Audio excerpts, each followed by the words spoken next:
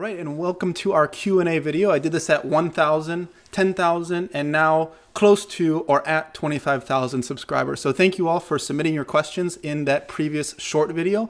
I'm going to be picking through some of those questions and answering them to the best of my ability. They'll be in random order. Let's just get started. I kind of took a screenshot of each question on my phone, so I'll be reading it off of there. Our first question comes from Fire for Lunch. And he says, what are your thoughts on caffeine before a workout and caffeine in general? So I think this is based on the individual. For me personally, caffeine works very well. I do not take any supplemental caffeine like in the caffeine powders or any pre-workout or anything like that. I don't like that. But what I do like is I like coffee, I like tea, and I like dark chocolate, especially before a strength training session. I find it helps me focus. It increases vasodilation in me because I am caffeine adapted, and it can be a great introduction into your own training, but it is individual. So does it work for you, or does it make you feel jittery? Does it affect your sleep? Of course, you don't want to be doing it if it affects your sleep. So can you kind of ingest caffeine, and does it work for you? You're going to have to experiment. But I do like caffeine, but I do take a caffeine break, and that break lasts from 1 to 3 weeks. And I do that every 2 or 3 months. And I've been doing that for the last 3 or so years, and it's worked very well for me in terms of being uncomfortable, because it's something that I like and something that I think is healthy. But I'm a person that likes to put myself in uncomfortable situations and see if I can adapt. So this is something that works well for me. I don't think that everyone needs to do this. I don't think that it's necessarily even, healthy to do it, but it works well for me. So I take 1 to 3 weeks off caffeine, no tea, no coffee, no chocolate, no nothing. And I continue my same schedule. I find decreases in focus, decreases in motivation, maybe even a little bit tired and some headaches when I first start. But after about 5 days to a week, I'm pretty well adjusted, and I can continue with everything without any difficulty. So I like caffeine, but you're going to have to kind of experiment with yours. Our next question is from LJ Nonik, and he says, I really like your content. I'm kind of new to this world. I'm mainly a cyclist and a runner, but with a few years, injuries, unbalance, etc., I really took interest into core strength, balance, and controlling our own movement. I really like your horse stance video as it can benefit a lot from my cycling fitness too, but I have a few issues due to my flexibility and limited mobility in the hips. I was wondering if you had any tips for the horse stance. Usually I stop when my quads are burning, but because it's too hard for me to hold such a position, it hurts in the hips. Maybe a good warm-up or exercise I could do to stretch and gain mobility a little more efficiently. So this is a great question. Welcome to the channel. This is very different from cycling, but a lot of the things kind of pour over into different sports. So for the horse stance, this can be great for developing some strength, some endurance in that position. The first thing, if you have mobility issues, I would first recommend shortening the stance. So in my horse stance videos, I recommend a 5-step horse stance. Maybe for you, a 4-step horse stance would be much better. The second thing is maybe you are not mobile enough to adhere to the standards in my horse stance video. So you had to put a stick over your thighs, and if you went too low and the stick came in, you're too low, and if you went too high and the stick fell down, you're too high. But maybe you can benefit from a higher horse stance. So I'll give you an example. So first off, I don't know if you can see me, first of all, but you'd be going 1, 2, 3, 4, 4-step horse stance, and you get as low as you can. Maybe this is as low as you can get, and maybe you can do the full thing and then hold here. So possibly decreasing the height of the horse stance might be helpful, and then over time you can deepen it a little bit more. Our next question comes from, sorry if I butcher this name, but Melkor Ezlez, and he says, congrats Antonio, been watching your videos for over 2 years now. I recognize this username. You've left a lot of comments, so thank you for your continued support over the years. And he says, do you plan to make a video about how to deal with injuries? Are there specific protocols, methods you use? Yes, I do plan to make a video about injuries and how I approach them, but that's going to have to wait quite a bit. With any video that I make on YouTube, I do a lot of research, and I only share things that I am very certain of, that I have gone through personally, and I have brought other people through that same process. And I'm not quite there with the injury one, but I would like to bring this up in a future video once I'm comfortable sharing this information to the general public. And there are some specific protocols and methods that I use. The simplest one that I can give you right now is if you are injured, find areas where the injury hurts. So for example, right now I'm squatting, but maybe I have an injury to my knee. And if I was squatting, maybe right here, I start to get some knee pain. Maybe starting out, I can lift just slightly above there. And this is where I can hold my isometric hold. And over time, I can get a little bit lower, no pain, a little bit lower, no pain, until I have my full squat back. So I'm a big fan of finding areas that kind of are hurtful in the injury, making them so they're non-painful by regressing them, reducing the range of motion, the intensity, the complexity, whatever, and then slowly building back that range of motion so I can have those patterns that I lost because of the injury. So that's kind of a basic thing, but I do plan to make a more in-depth video in the future. The next one comes from Ido Aviv. And he said, I heard people from the movement culture talking about training 6 to 8 hours a day.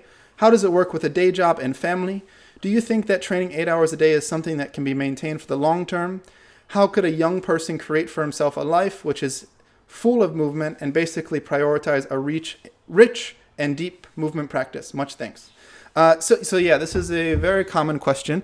Personally, I do train 6 to 8 hours a day, every day. I do not have children, so that's a main point there. I don't have to spend time there. I do have a family though, okay? I think that the idea of having children is the only way to have a family is incorrect in my mind. But a day job as well.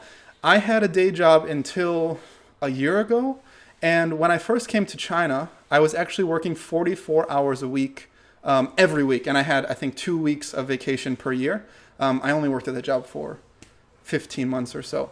But yeah, 44 hours a week, and I had almost just started online coaching under Ido Portal. So at that time, probably 4 up to 6 hours a day, 6 days a week of programmed training, plus 44 hours a week working. So, and the work was not like, extremely easy and non-stressful. It was a very stressful job, a lot of things to do. So that was probably the busiest time in my life, and I was still able to make it happen. How? Well, we had lunch breaks. Did I eat lunch? No. I had basically these clothes on, then my work clothes over it. I would run to the park, which was right next to where I worked, take off my work clothes, do my session for however long. Maybe I had just 10 minutes, maybe I had an hour or 2 hours. Then I would come back, and everyone would be like, wow, you took a long lunch. I'm like, yeah, I just walked around. They're like, why are you so sweaty? I was like, it's hot out, And then, and then I continued like that. After work, I would come back and train right before bed. I would wake up super early to get some training in the morning. And then when I had time, because I was teaching class, between classes, I would do 1 minute here, 30 seconds there, and slowly be able to build up the total volume that I needed. So I think it can be done, but the question that I want to kind of ask you is, do you need it to be 6 to 8 hours? I have this, but I don't think everyone needs 6 to 8 hours to dedicate to a practice, especially if you're not someone that's really diving deep. You can, just work on a couple subjects here and there, maybe just strength training, an hour a day would be a good amount, or just hand balancing an hour a day and then building up, and it's not needed for everyone. So grain of salt. The next question comes from Modhafar Saidi. Sorry, I definitely messed that one up. He said, how did movement practices in China change your own perspective and practice? What are the fundamental differences that you found between Chinese movement culture and Western movement culture? Yeah, so this is a great question, and one that I've actually talked about in, I think, both of the podcasts that I've been on. I've been on 3 podcasts. Of 2 of the podcasts, I've definitely talked about this. But yeah, I love the older generation in China, what they're doing. It's completely different from the newer generation. So the newer generation, the people that are my age or maybe a little bit older, a little bit younger, are very similar to what you would see in America, where I'm from. You'd see like yoga. People are starting to do CrossFit even. They're jogging, all of this is quite normal now. It's getting more and more with Western influence, stuff like that. But the older generation, because that's what they learned when they were younger, and maybe they don't access Western media as much as the younger generation does, they're they've kept a lot of the ways that they've practiced when they were younger and when China was, 50 years younger.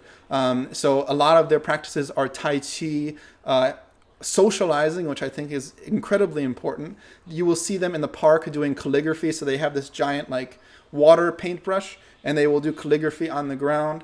They have this thing called jianzi. It's like the best thing I can describe is it's like hacky sack, but it has feathers on it and looks more like a shuttlecock than a hacky sack. But they only use their feet to come around, playing badminton, ping pong, some qigong practices. You'll see people walking backwards at the park in China. You'll see people hitting themselves against a tree. It's really great stuff.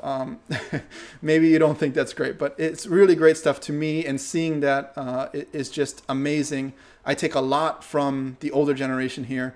And I am afraid that in the future, those things are going to eventually kind of go away. So hopefully that doesn't happen. Then we have one from Thomas Maselli.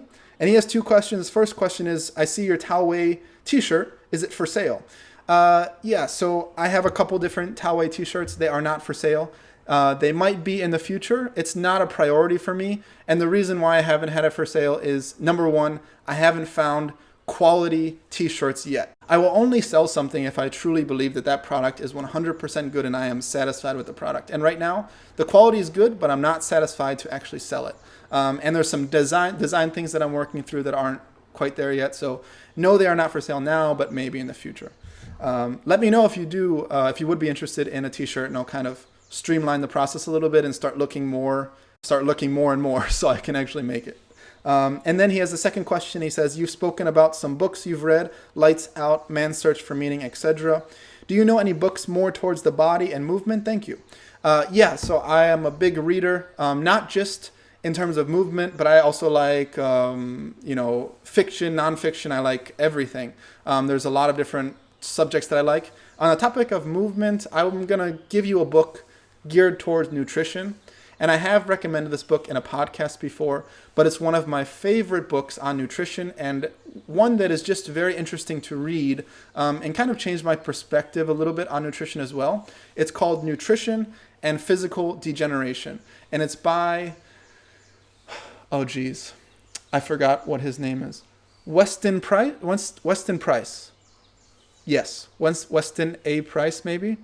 Maybe I got that wrong, but I will definitely put a picture of the book when I edit this video. Highly, highly recommend this book to understand some ideas of nutrition. I don't want to just spew out many different books. I don't think that's very useful, so I'll just give you one.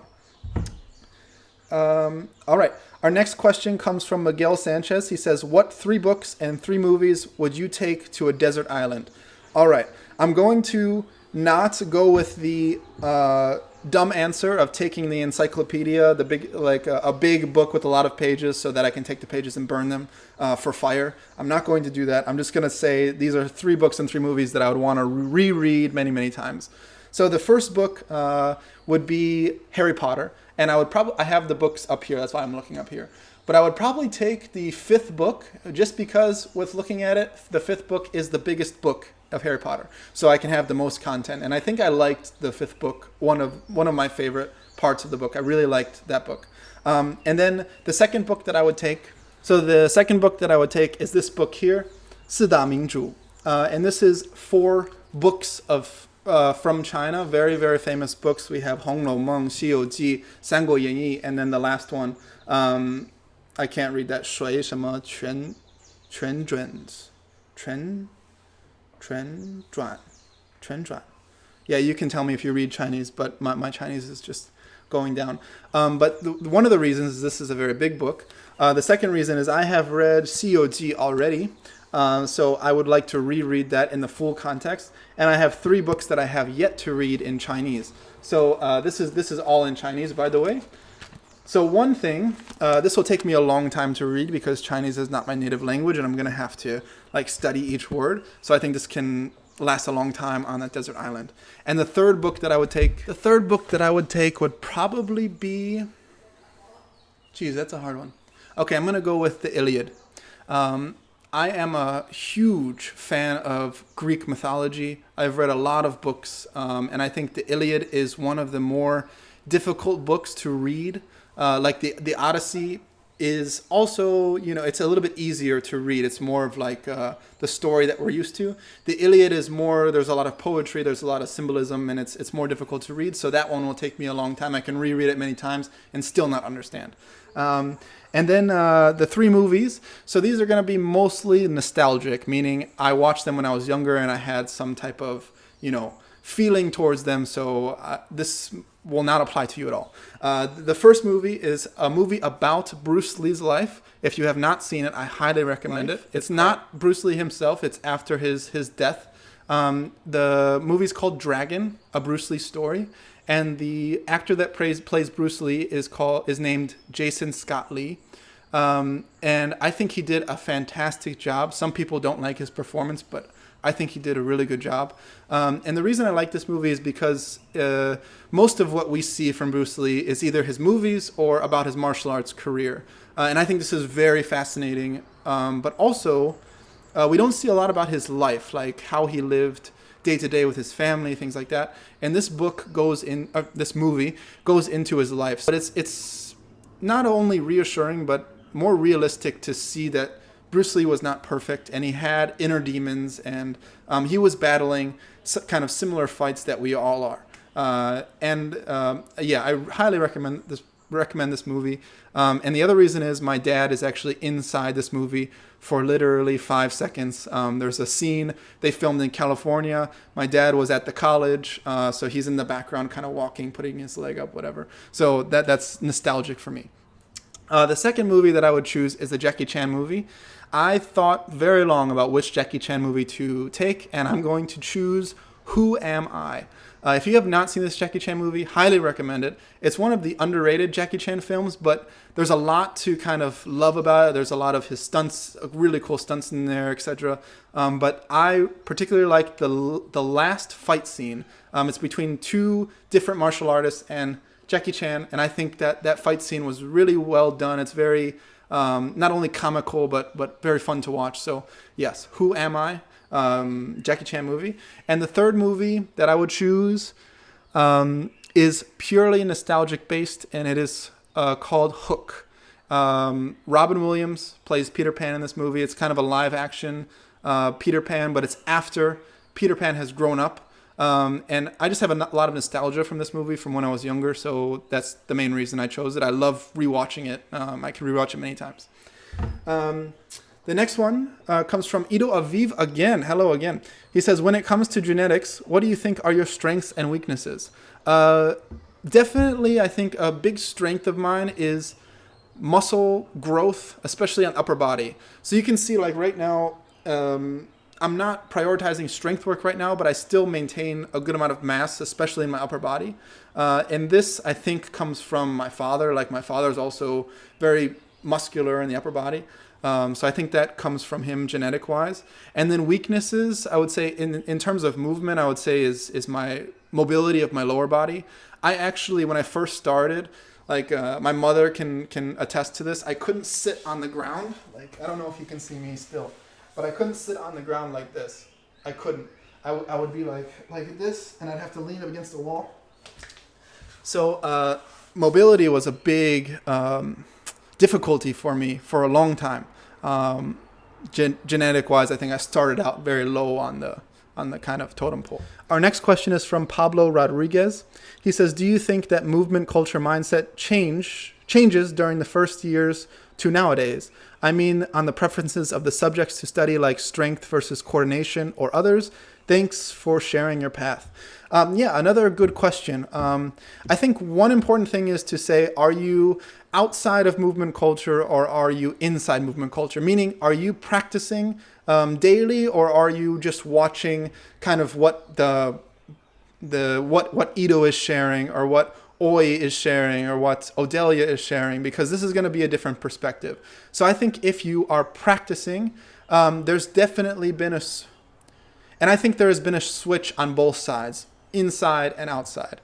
So when I started under Ido Portal method in 2017, much of the work, actually all of the work, was geared towards strength work, hand balancing, mobility, and locomotion. These were the 4 subjects. You were training very hard in these 4 subjects. And then in 2018, kind of things changed in the fact that you can choose kind of subjects that you're interested in. And there are more subjects to choose from. So you could do coordination, or you can work on specific spinal movements, or you can do some environmental work outside, or some movement quality, or there was a lot to choose from. So you didn't have to go down this certain path. You can kind of choose. But that being said, when I went to my first workshop in 2014, I learned some things there that I am now working now.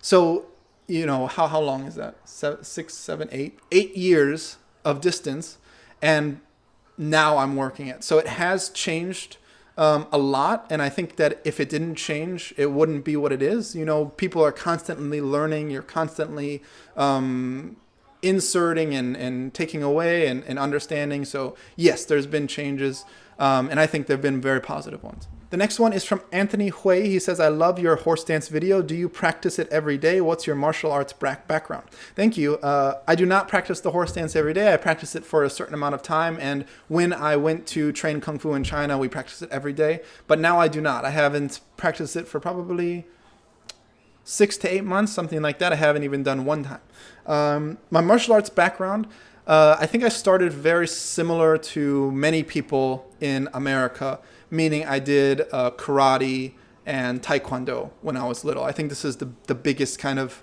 at that time, was the biggest kind of martial art thing. So I did that for maybe a year, 2 years, something like that. And then when I was about 16 years old, I really wanted to learn some martial art. It didn't really matter. I wasn't looking for necessarily Kung Fu, and I wasn't looking for necessarily karate. If I found a good teacher, I was going to go there. So I went to many different places around my hometown and just wasn't finding the good teacher. And then I walk into this place called Roye's Martial Arts Academy, and I did some trial lessons, met the owner, Chris Roye, and just fell in love. And he was teaching Jeet Kune Do.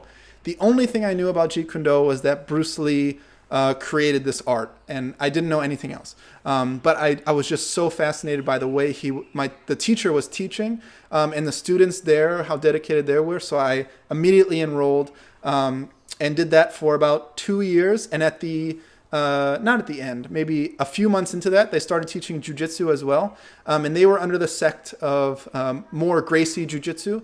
So I started practicing jiu-jitsu, and I did that for 2 or 3 years. I got my blue belt in jiu-jitsu, but I have not practiced that for quite some time.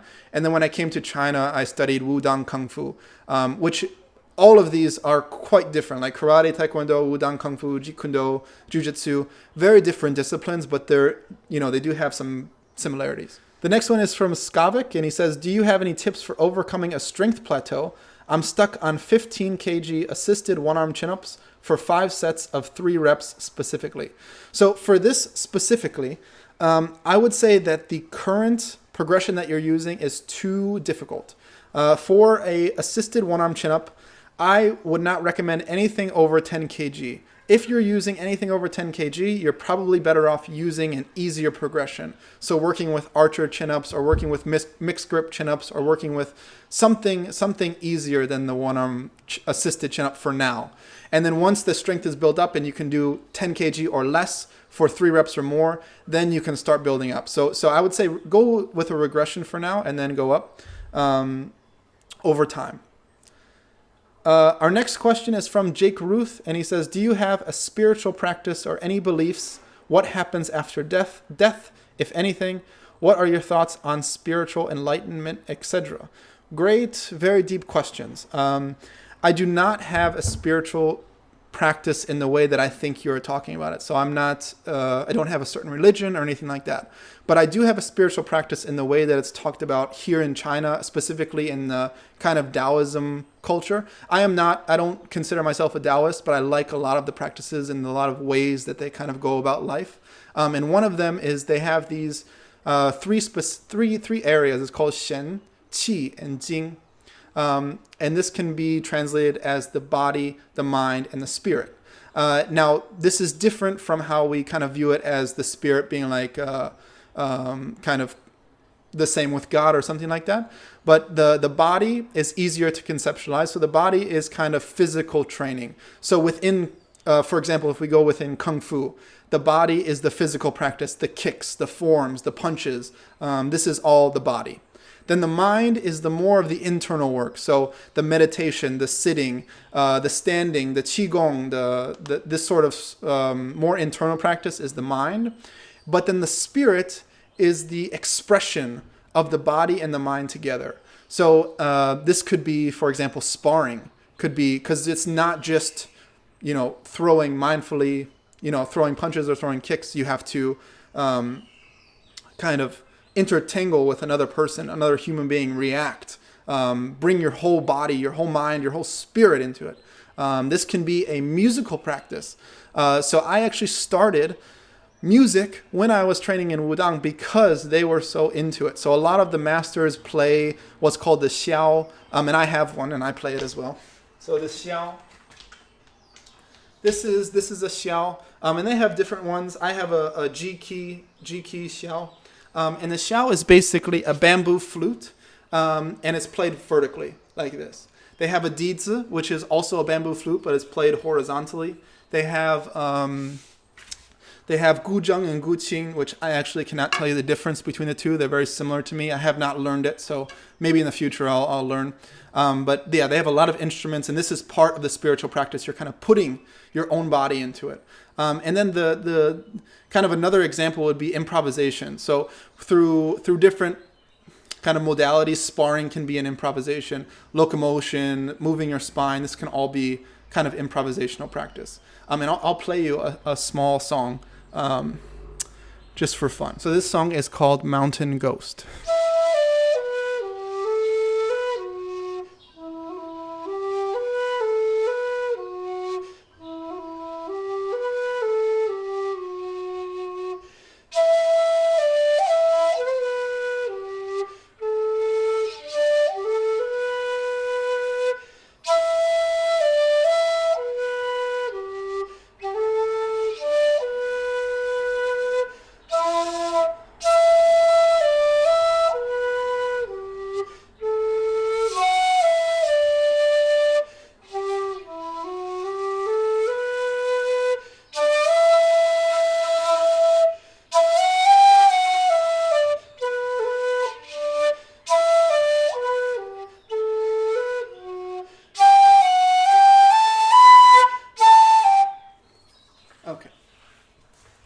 That's enough. All right. Our next question comes from Torin Lamont.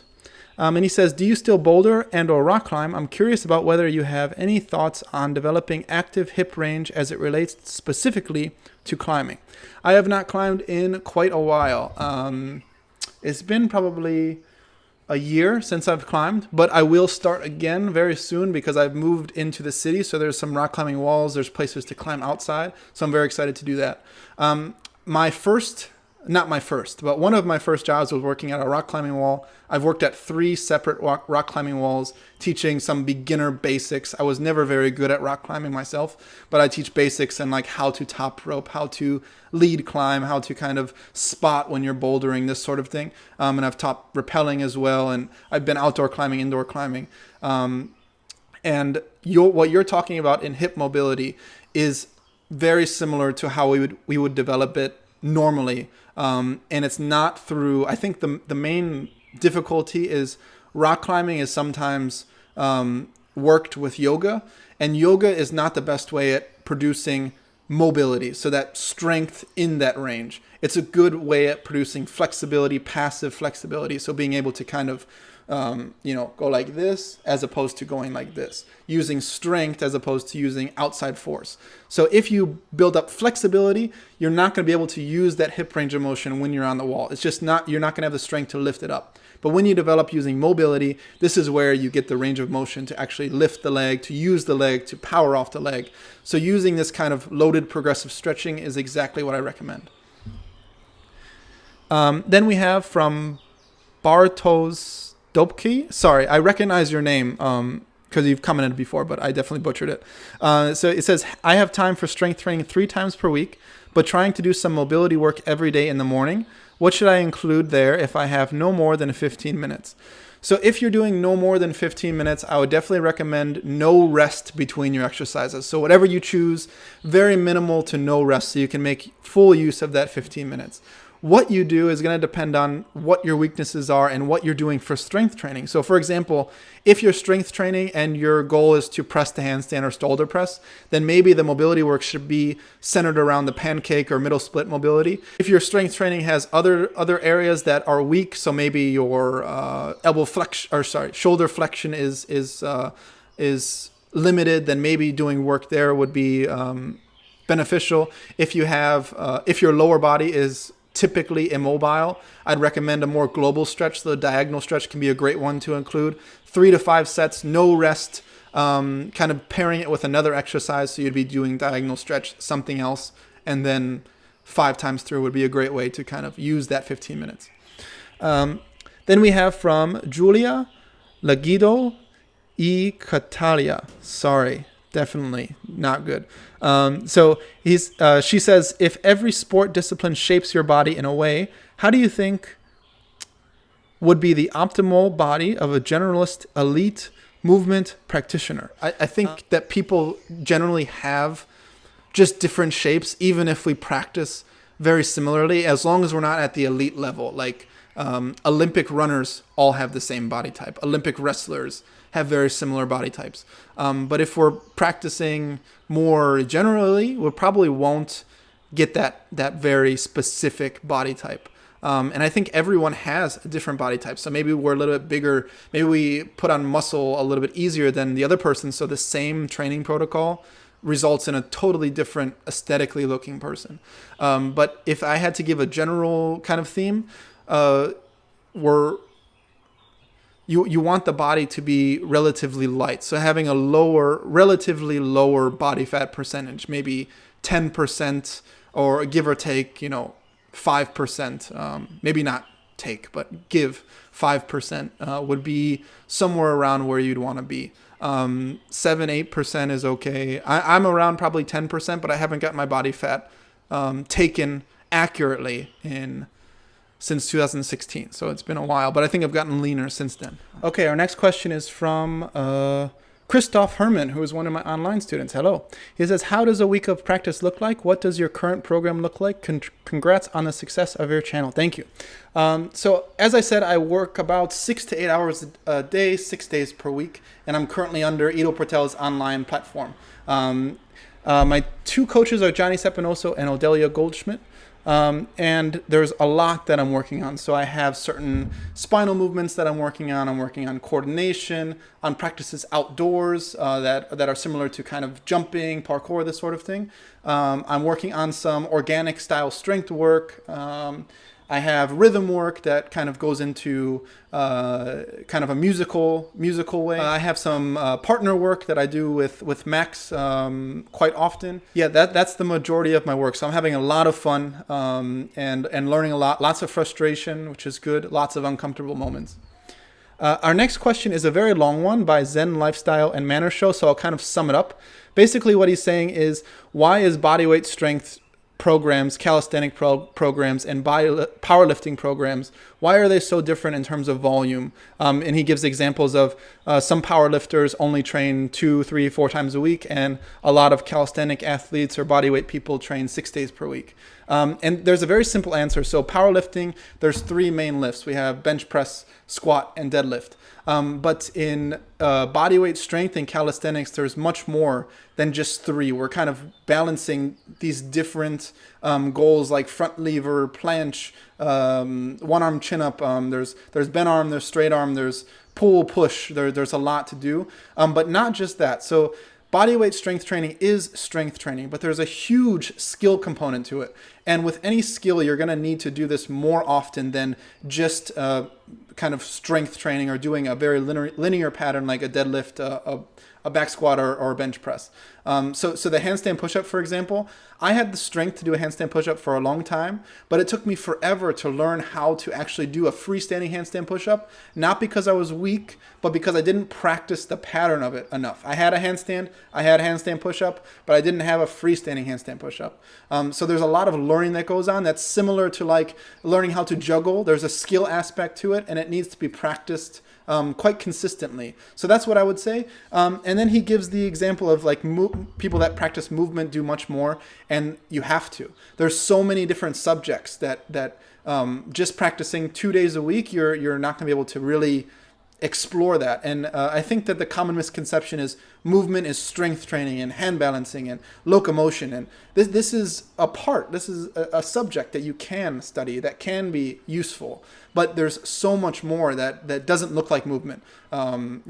Standing and trying to get a certain posture, or doing some rhythm work with that looks more like music than it does movement, quote unquote.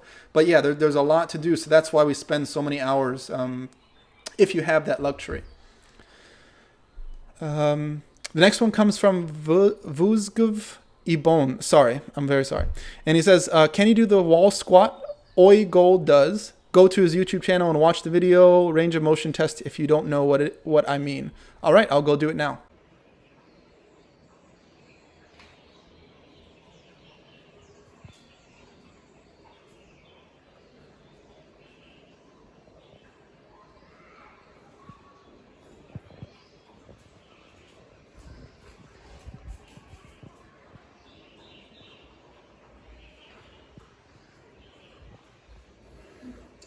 Yes. Our next question is from More Dates, More Fiber. How do you manage strength, flexibility, groundwork, and balancing all in 1 week? It seems hard to get at all of them at the same time. So actually, I do much more than all of this, but there's some subjects that you don't practice. So the reality is you have the time that you have. How much are you willing to dedicate, and how much can you realistically do this? So if you have a teacher and you give him how many hours you can do, and you give him your starting point, he'll be able to program something for you where you can do a certain amount of subjects. You might not be able to do all of those in a week if you don't have the time. But it's going to be about dedicating that. It's going to be about dedicating that time and understanding that if you can't dedicate the time, then you're going to have to reduce the amount of subjects that you're willing to study, or else you're not going to be able to make progress on all of them.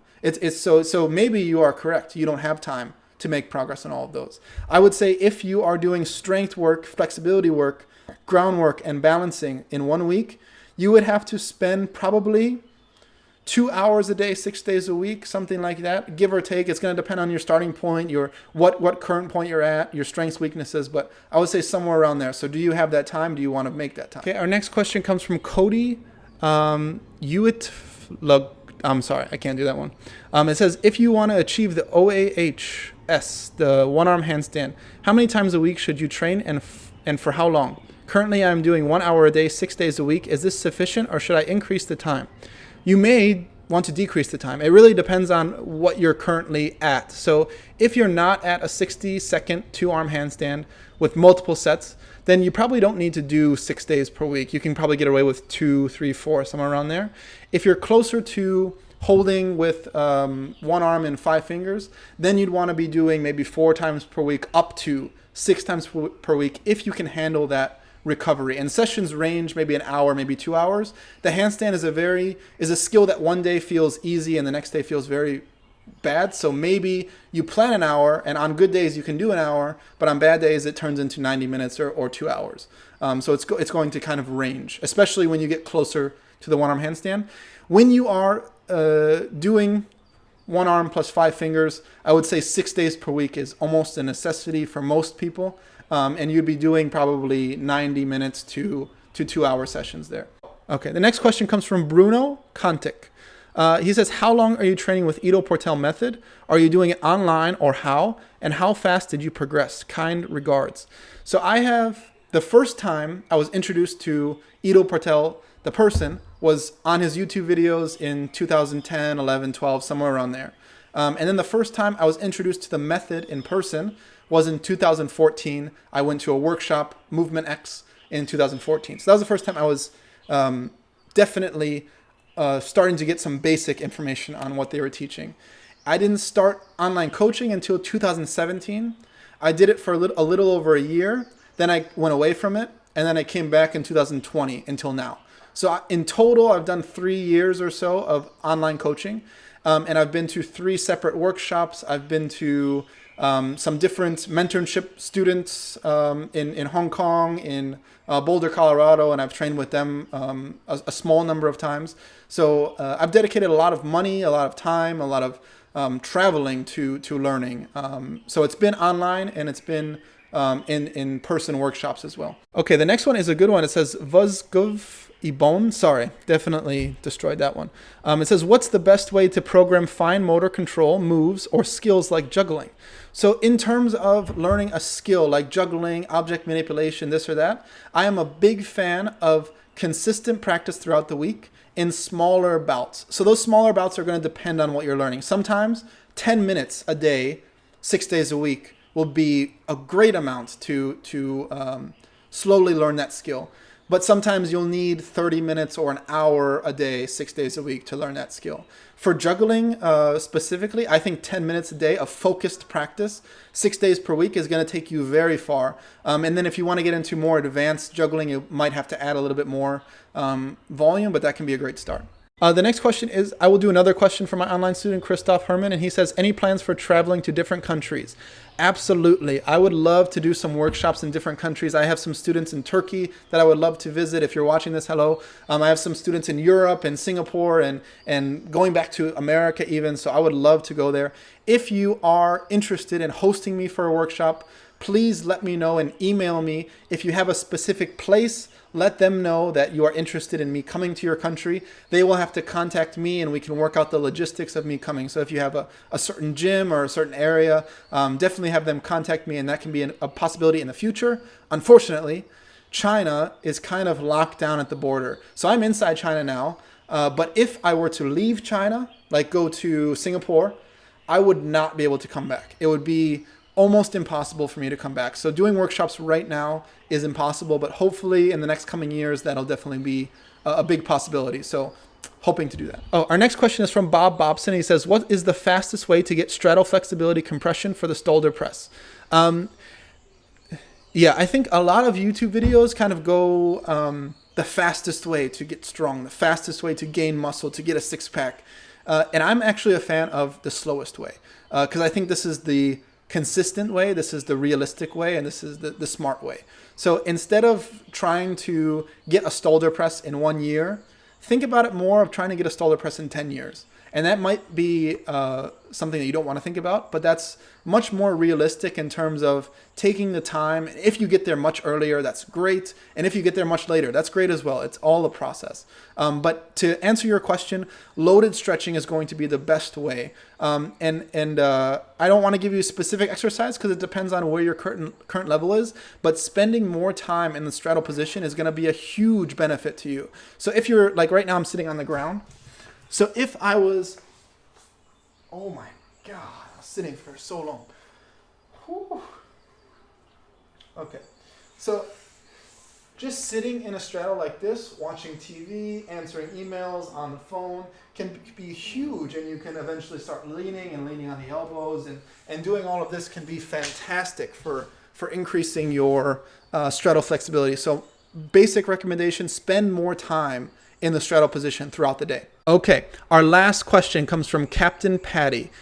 They say, how do I trust that the movement practice strength aspect relating to gymnastics strength and SAS and BAS, etc., will get me to the same physique that I desire? I don't want to just lift, but it's like the siren, Greek reference to movement. Come lift and get big in 6 months, or spend 3 to 5 years doing so with cals and gymnastics. And can I get the same physique? I just want to trust that it will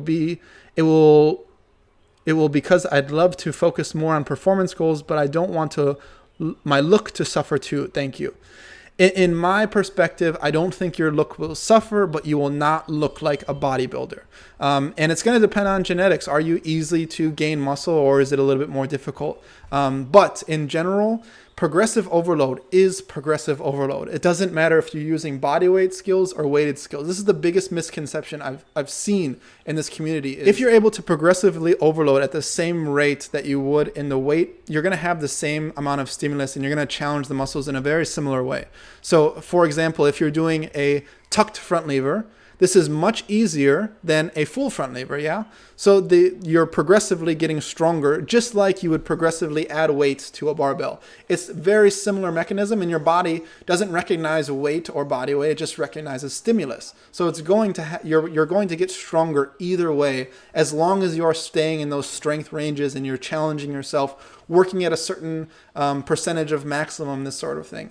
So if you're doing that, you're going to gain muscle, but you won't get as big as a bodybuilder. It's also important to note that a lot of these, even Olympic athletes, a lot of them, and I've been in the field to know that these people are taking, not necessarily steroids, but a lot of them are blood doping, taking some IGF, some very terrible things for your body. So I don't know that looking at those people and trying to make I want to look like those people is an achievable thing or something that you actually want. So do you want to spend those resources, that money, that destroying of the body to look like that?